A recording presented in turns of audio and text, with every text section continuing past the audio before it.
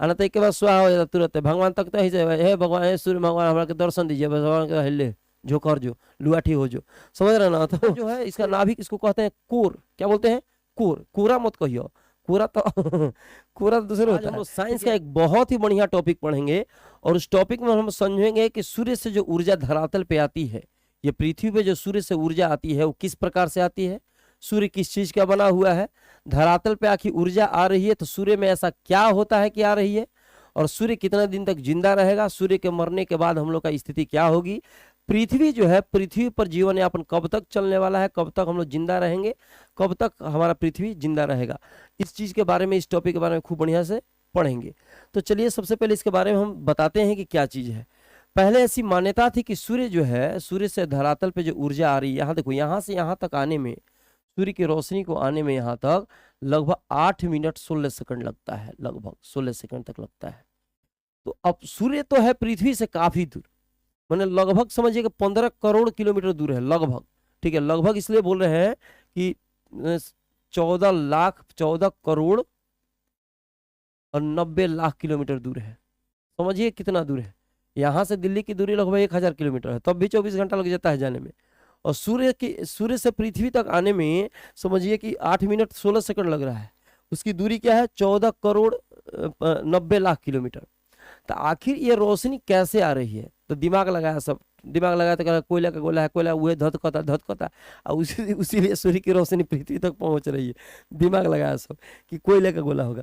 बाद में पता किया कि जितना बड़ा अगर सूर्य है, जितना बड़ा सूर्य का वजन होता है देवता, 1.989 गुने 10 के पावर 30 kg, ये सूर्य का वजन है, जो कि बहुत बड़ा वजन है।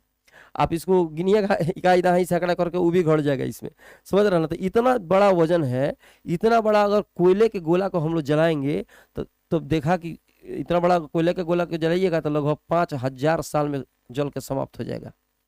मैंने कितना वजन, अगर इतना बड़ा अगर कोयले के गोला को हम जलाते हैं तो 5000 साल चलेगा। फिर सूर्य का उम्र मापना चालू किया कि सूर्य की उम्र कितनी है, सूर्य की उम्र कितनी है। तब सूर्य की उम्र का पता किया तो देखा कि लगभग 4.5 अरब साल से जल रहा है। कितना अरब साल, 4.5। और दिमाग लगाया था कौन सी का है, कोयले का है। तो कोयले का रहता तो 5000 साल में, 5000 साल में खत्म हो गया होता, लेकिन तो जल रहा है 4.5 अरब वर्ष से।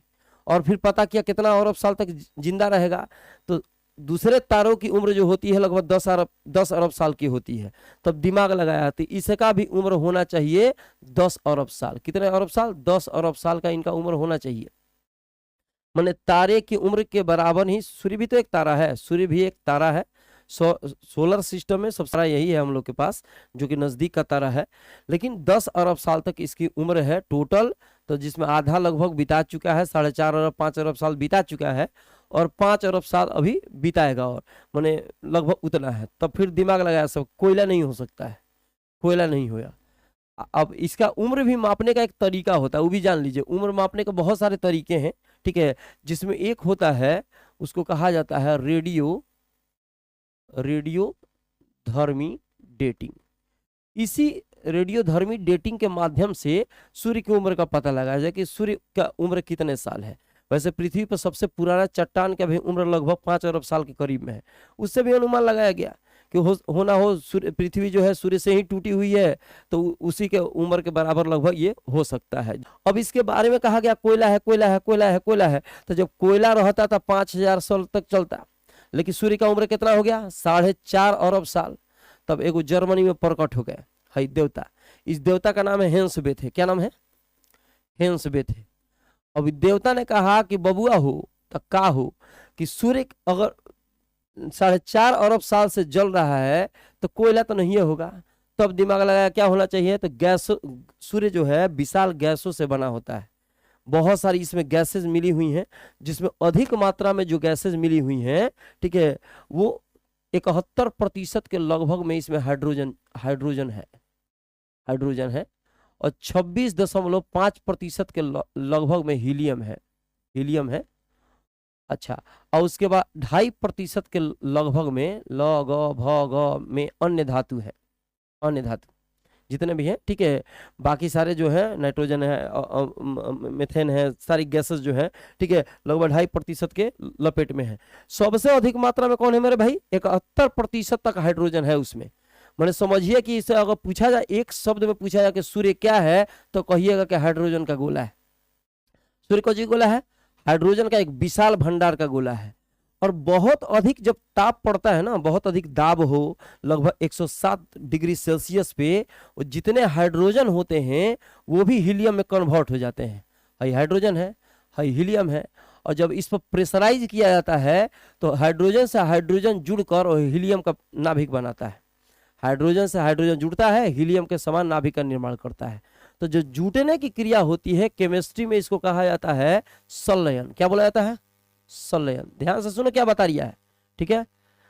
हाइड्रोजन और हाइड्रोजन जब जुड़ता है, ठीक है, तो हीलियम बनता है।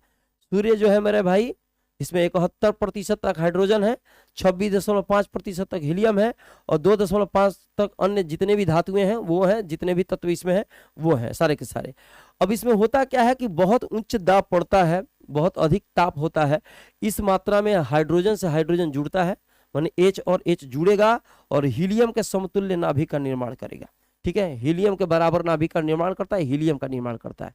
तो जुड़ता है, तो जुड़ने की क्रिया को कहते हैं संलयन। क्या बोलते हैं? संलयन, ठीक है। टूटेगा तो कहते हैं विखंडन। तो संलयन में काफी अधिक मात्रा में ऊर्जा निकलती है। इतनी अधिक मात्रा में ऊर्जा निकलती है कि आप समझ सकते हैं कि सूर्य का जो नाभिक होता है, यहाँ जो सूर्य का आपका नाभिक दिखाई दे रहा है, देखिए ये सूर्य का जो कोर है, यहाँ पे मेरे भाई, यहाँ पे मेरे भाई, सूर्य के अंदर जो है इसका नाभिक, इसको कहते हैं कोर। क्या बोलते हैं? कोर। कोरा मत कहियो, कोरा तो कोरा तो दूसरे होता है, ठीक है। तो सूर्य का जो ये नाभिक है उसको कोर बोलते हैं। तो सूर्य के अंदर जो कोर होता है, केंद्र होता है, काफी उच्च दाब होता है। लगभग इसमें जो दाब होता है, वो दाब जो होता है ये 250 विलियन होता है। 250 विलियन वायुमंडलीय दाब के बराबर होता है इसका दाब, वायुमंडलीय दाब। अब समझ सकते हैं कितना अधिक मात्रा वायुमंडलीय दाब जो होता है हम लोग के माथा पर है, ठीक है। अच्छा 250 विलियन वायुमंडलीय दाब, आदमी जाकर तो कचरा ये जगह उसमें, समझ रहे ना। और उतना अधिक मात्रा में जो इसमें से ताप निकलता है, और ताप का जो माने समझिए कि सेल्सियस होता है, वो इकाई, दहाई, सैकड़ा, हजार, 10,000, लाख, 10 लाख, करोड़, 1,56,00,000 डिग्री सेल्सियस होता है। 1.5 करोड़ डिग्री सेल्सियस होता है। अब आप समझ सकते हैं 1.5 करोड़ डिग्री सेल्सियस कितना होता है। देह पर पड़ेगा, दूर से देह पर झोंकार देगा धोके। मैंने कहने का मतलब यह है कि 1800 डिग्री सेल्सियस पर लोहा पिघलना चालू कर देता है लगभग, ठीक है। बहुत हार्ड लोहा है तो 2600 डिग्री सेल्सियस पे जाएगा, 2800 डिग्री सेल्सियस पे जाएगा। या 2800 पर लोहा पिघल के एकदम बहने लगेगा, हेंगती पानी की तरह, समझ रहे। 2800 पर हीरा को कठोर माना जाता है। दुनिया का सबसे पदार्थ जो कठोर होते हैं, क्वार्ट्ज को, हीरा को माना जाता है। तो हीरा का भी लगभग होता है कि ये 4000 से 6000 डिग्री सेल्सियस पर जय हिंद जय भारत इसका भी हो जाएगा।